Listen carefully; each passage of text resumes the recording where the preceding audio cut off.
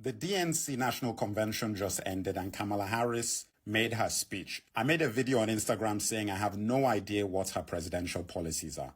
I also said it's strange that a VP with a low approval rating before Biden stepped down suddenly becomes a rock star and a media darling. So I was questioning the trustworthiness of the mainstream media.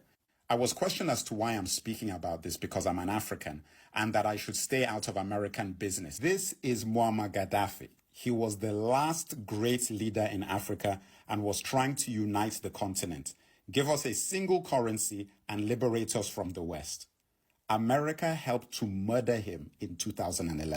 This is Hillary Clinton.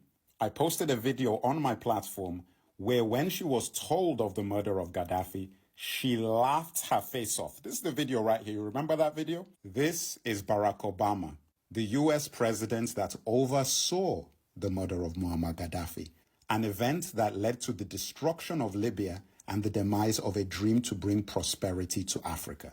The US has been meddling in African politics for decades. So have the UK and France and Germany.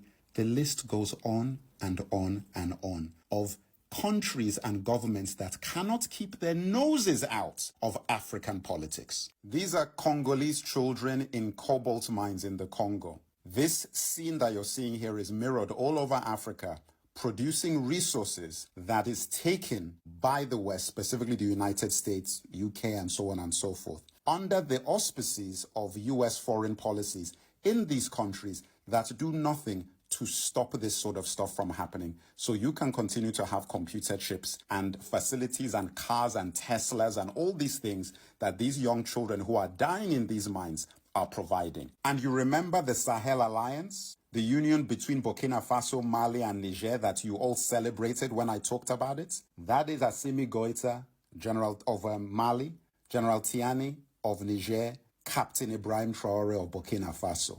The three musketeers of West Africa trying to fight for our liberation from the likes of the United States. But hold on, I've got some more information. The Sahel Alliance didn't just come out of thin air. It was created because Joe Biden and the US, because those countries had had coups to liberate themselves from the control of the United States, France, UK, and so forth, told ECOWAS, Joe Biden here, got ECOWAS to sanction Niger, Burkina Faso, and Mali to force them to reinstall the puppet leaders that they had before that would send them backwards. And they also tried to squeeze those African countries economically into reinstalling those governments. These are the people that people are trying to tell us that we should not comment on, that we should not talk about who is getting elected. Now, you see, Kamala Harris is on record saying that she will not do anything specifically for black people. She was in an interview where she said that. Now, that sounds great. It sounds fantastic, you know, because she would be president of all of America, so she can't be doing anything for any specific group, right? However, what is interesting is that she, along with Joe Biden in their administration,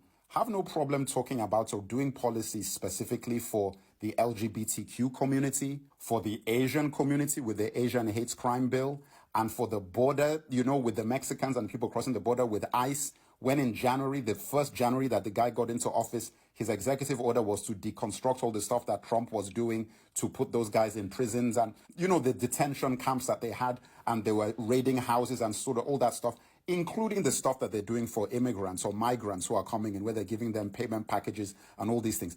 They're fine doing things for those specific groups. But there is only one group in America that no politician, including Kamala Harris, can openly say they will do anything specifically for. That group is black people. Ain't no politician in America opening their mouths to say that they're going to do anything specifically for black people. Now, as an African, after what Obama did to us with Libya and the impact that that has had, because Libya is now a hellhole, and they haven't fixed that. They did nothing to repair that. And Obama himself has admitted how big a mistake that was. Do you think I feel comfortable with the idea of a black person, Kamala Harris, that won't say she will give black American voters tangibles in exchange for their vote? Why would I not have any concern over what will happen under her watch with African foreign policy when she won't do what is basic politics for black people in America? Isn't that just logical for me to have a concern about that?